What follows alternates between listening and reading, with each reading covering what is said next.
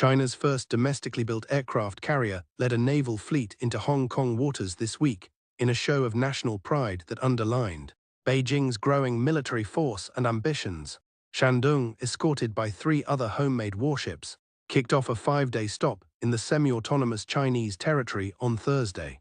Shandong is named after the eastern coastal province where the country's first aircraft carrier is based, according to the state-run newspaper People's Daily. Commissioned in 2019, the carrier is China's first warship fully built and designed in the country.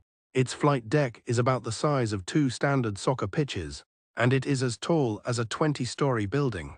With a displacement of over 60,000 tons, Shandong can carry dozens of carrier-based fighter jets and various types of helicopters.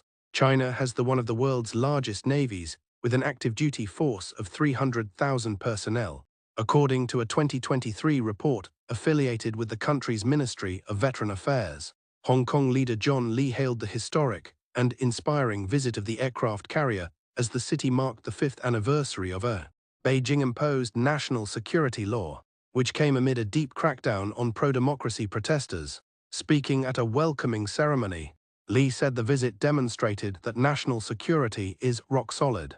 The warships fully demonstrate to the outside world the achievement of the Chinese military, said Colonel Zhang Junch, a senior colonel for the People's Liberation Army Navy. The display showcased China's combat readiness and will naturally deter some forces with ulterior motives, Zhang told.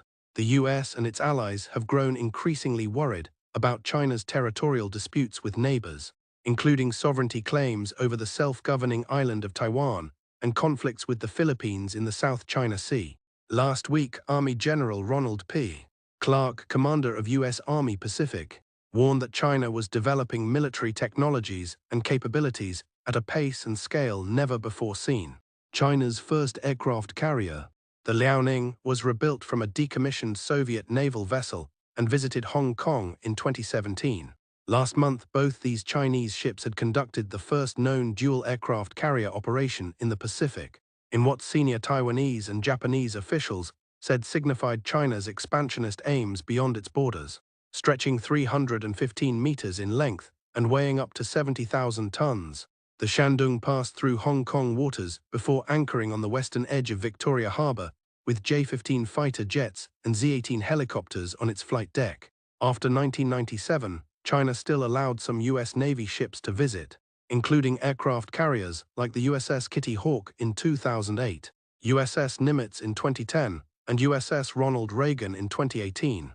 But as geopolitical tensions grew, these U.S. port visits became rarer and were eventually blocked altogether by Beijing.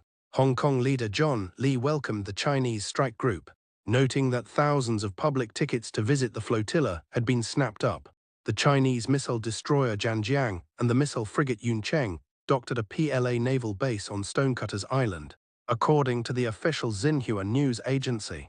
The tradition of Hong Kong hosting some of the world's most advanced warships extends back to the decades before 1997, when the city returned to Chinese rule. It was once one of the most popular destinations in Asia for U.S. Navy port visits.